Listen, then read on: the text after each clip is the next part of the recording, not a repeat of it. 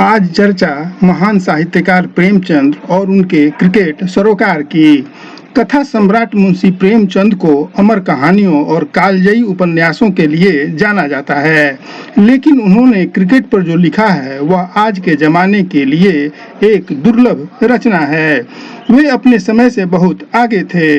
1920 में ही उन्होंने cricket match में रिटायर आउट के बारे में लिख दिया था, यानी 102 साल पहले ही उन्होंने अपने उपन्यास में रिटायर आउट का जिक्र कर दिया था, जिसके बारे में आज से 1-2 साल पहले तक क्रिकेट में बहुत कम ही लोग जानते थे। उन्होंने 100 साल पहले ही बता दिया था कि मैदान पर उतरने वाला बल्लेबाज कैसे हाथ में बैट घुमाता हुआ थोड़ी वर्जिश करता हुआ क्रीज पर पहुंचता है।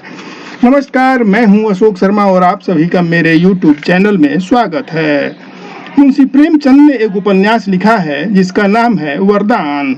इस उपन्यास का प्रकाशन 1920-21 के करीब हुआ था। उस समय भारत पर अंग्रेजों का राज था। भारत ने उस समय टेस्ट क्रिकेट भी खेलना शुरू नहीं किया था, लेकिन बड़े बड़े शहरों में अंग्रेज अफसर क्रिकेट जरूर खेलते थे। भारत ने 1932 में पहली बार टेस्ट मैच खेला था, लेकिन इससे 12 साल पहले ही प्रेमचंद ने अपने उपन्यास वरदान में एक रोमांचक क्रिकेट मैच का वर्णन किया था। इस मैच का क्लाइमैक्स ऐसा है जिसके बारे में कोई अंदाजा नहीं लगा सकता। इस क्लाइमैक्स को क्रिकेट इतिहास में या फिर साहित्य के इतिहास में एक दुर्लभ घटना करार दिया जा सकता है। इस टर्न एंड ट्विस्ट को जानने के लिए कहानी के अंत तक बने रहें। उपन्यास वरदान का 15वां अध्याय है कर्तव्य और प्रेम। इसी अध्याय में क्रिकेट मैच का वर्णन है। कहानी के 3 प्रमुख पात्र हैं, प्रताप चंद्र, विरजन और कमलाचरण।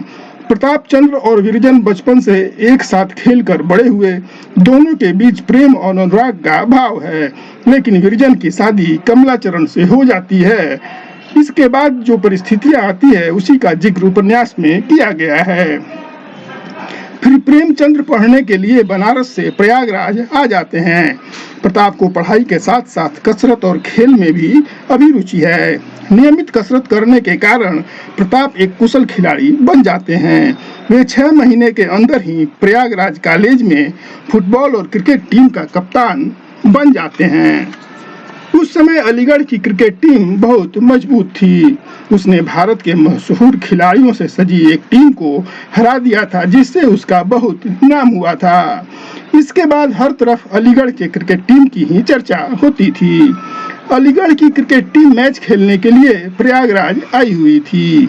वह अपने को पहले से ही जीता हुआ मानकर चल रही थी, क्योंकि वह सभी मजबूत और सर्वश्रेष्ठ खिलाड़ियों से सजी हुई थी।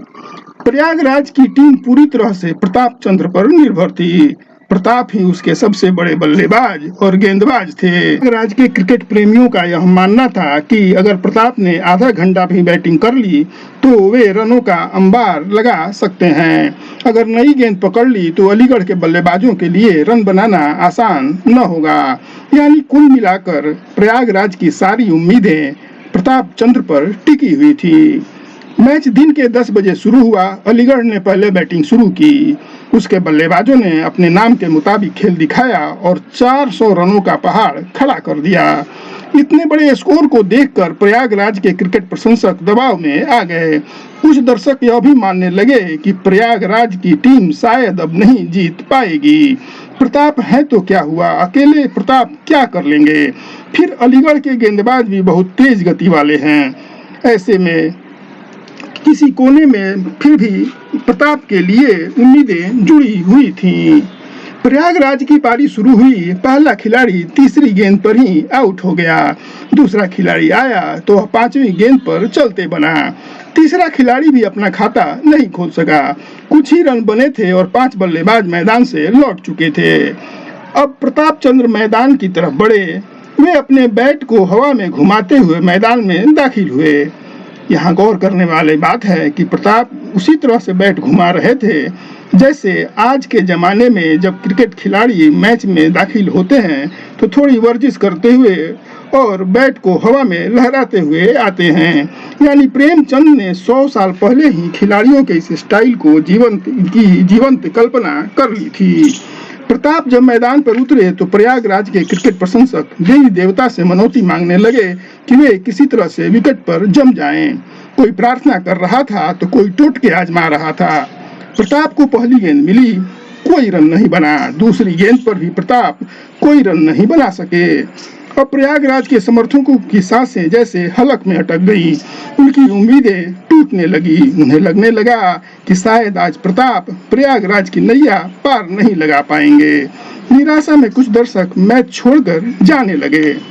लेकिन गेंद पर मैदान में जैसे तीसरी गेंद पर ही मैदान में एक पटाखा फूटने की आवाज आई। प्रताप ने गेंद को पर ऐसा शक्तिशाली प्रहार किया कि वह दंदनाती हुई आकाश में लहराती हुई करीब 100 गज दूर जा गिरी, यानी कि छक्का। चौथी गेंद पर भी प्रताप ने और भी प्रचंड वेग से प्रहार किया और वह गेंद भी करीब 110 गज दूर जाकर गिरी, यानी कि लगातार दूसरा छक्का। अगले ओवर में अलीगढ़ ने अपने सबसे तेज गेंदबाज को मोर्चे पर लगाया, लेकिन उसकी भी जोरदार पिटाई हुई। फिर तो प्रताप के बैट और गेंद के बीच ऐसी दोस्ती हो गई कि गेंद कभी दाएं से तो कभी बाएं से तो कभी सामने से सीमा रेखा की तरफ जाती रही। अलीगढ़ के फील्डरों को गेंद पकड़ने में सांसें फूलती रही। प्रताप ने रनों की बरसात कर दी और प्रयागराज का स्कोर 300 तक पहुंचा दिया। प्रताप का तूफानी खेल जारी रहा और स्कोर 350 तक पहुंच गया। तब तक प्रताप खेलते खेलते बहुत थक गए थे। उन्होंने पानी पीने के लिए अंपायर से थोड़ा समय मांगा। अब प्रयागराज को जीत के लिए केवल 51 रनों की जरूरत थी। प्रताप का आग उगलता बल्ला अभी भी मौजूद था। पानी पीने के लिए जब प्रताप मैदान से बाहर आने लगे तो खुशी से मतवाले हजारों दर्शक मैदान की तरफ दौड़ पड़े। उन्हें गोद में उठाने की होड़ लग गई। सीमा रेखा के बाहर प्रताप अपने साथी खिलाड़ियों से बात कर ही रहे थे कि तभी डाक घर का एक कर्मचारी साइकिल से वहां पहुंचा। उसने पूछा, प्रताप चंद्र कौन है?